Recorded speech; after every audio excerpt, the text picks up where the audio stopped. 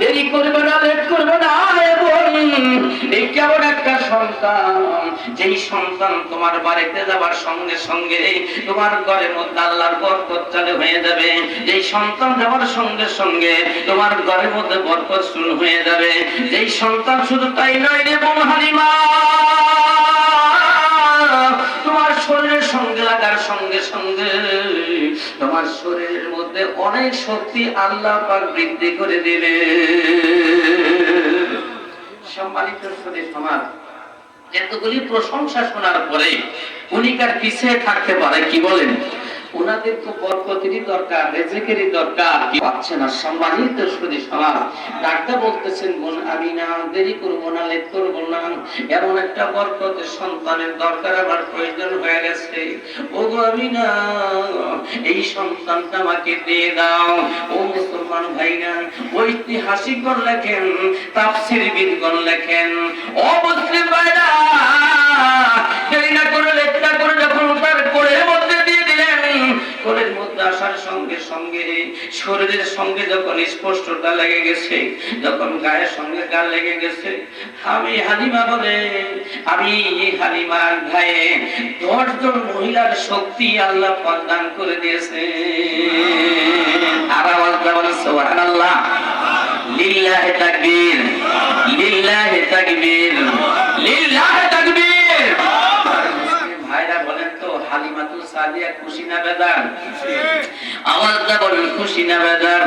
এত খুশি হয়ে গেলেন, নিয়ে রওনা হয়ে গেলেন। উটের কাছে যাওয়ার পরে যখন উটের উপর আরোহণ করলেন, এই উটের মধ্যে 10টি উটের শক্তি আল্লাহ পাক দান করে দিয়েছে।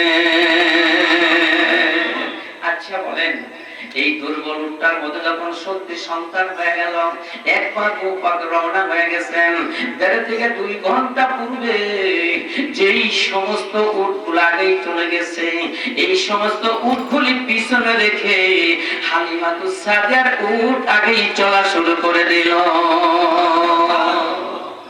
অন্যান্য মানুষ সে বলে, বোন হালিমা, বিষয়টা বুঝতে পারলাম না, এ কি সেই সন্তান যে সন্তান এতিম বলে আমরা গ্রহণ করিনি? আমাদের কিছু দিতে পারবে না পারবে এই চিন্তা ভাবনা করে এতিম সন্তান আমরা কি করে গ্রহণ করি নাই? মূলত কি সেই সন্তান যে সন্তানকে রেখে আমরা ফিরে চলে আসছি, অন্য সন্তান নিয়ে আসছি? হালিমাতুস সাদিয়া ডাকতে বলে, ভাইরা আমার, বোনেরা, তোমাদের সঙ্গে কথা বলার সুযোগ নেই। আল্লাহ রাব্বুল আলামিন এমন একটা সন্তান দান করেছেন।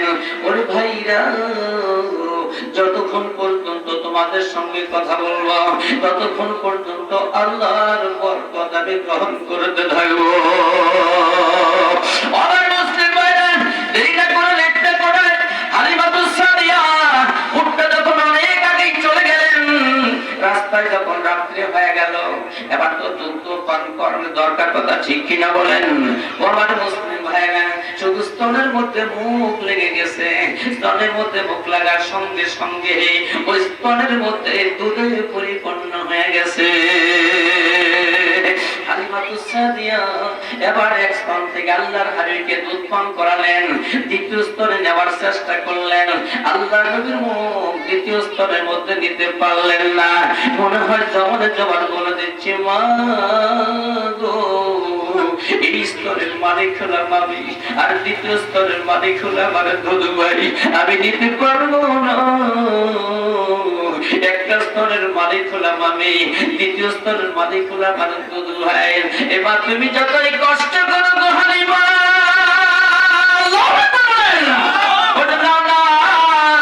আমি নিতে পারবো না।